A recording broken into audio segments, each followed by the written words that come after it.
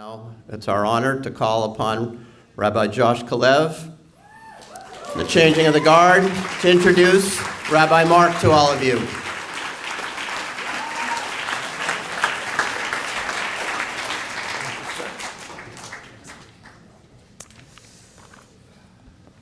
It's an honor to be here. Good to see all of you. The Torah teaches that when Moses came down from Sinai, he did not know that his face was aglow. And every time I hear that verse, I think that it's one of the most inspiring verses in the Torah. Today, the slightest sliver of charisma is noted, celebrated, and selfied. We are all acutely conscious of our gifts and encouraged not only to exercise them, but to trumpet their existence to the world. If our faces were glowing, it would be on Twitter before we walked down the mountain.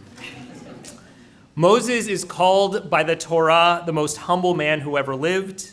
His humility was not forced or false.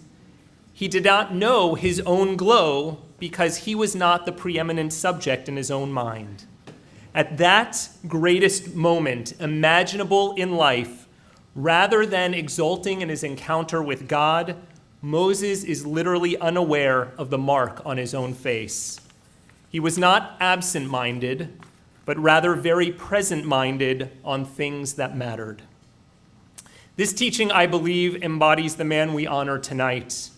As I said in the video, over 20 years ago, I walked into the CTJ community with great passion, but little knowledge, and was welcomed with open arms. It was Rabbi Mark who allowed me on the bima at every opportunity. By the way, something many of my rabbinical school classmates never got to experience. It was Rabbi Mark who allowed me to be a part of life cycle events. It was Rabbi Mark who allowed me to dance the Torah scrolls into this building for the first time. And it was Rabbi Mark who, no matter where I was in my learning, treated me as a colleague, an equal, and a friend. And my story is not unique to many of us in the room this evening. Rabbi Mark's kindness, selflessness, and humility has allowed him to be the kind of leader that's a true treasure, one that has the ability to leave a mark, pun intended, on a community and people forever. And he couldn't have done it alone. Risa and his children allowed him the space to be present for all of us whenever we needed him. And she allowed him to be the rock so that she was the rock so that he could give every ounce of his soul each and every day. You know, when we complete one book of the Torah and go on to the next, we say three simple words. What are they? Very good. Chazak, chazak, v'nitchazek. Be strong, and let us summon our strength. That's my toast that I leave with you this evening. The first chazak is for Mark and Risa. Thank you for the strength and the wisdom you have shown, and know that this community, your community, will always be a source of strength for you in the coming years. The second chazak is for the next chapter this community is about to embark on. As Rabbi Mark becomes the Rabbi Emeritus, you gain a new leader, a fabulous one, I might add.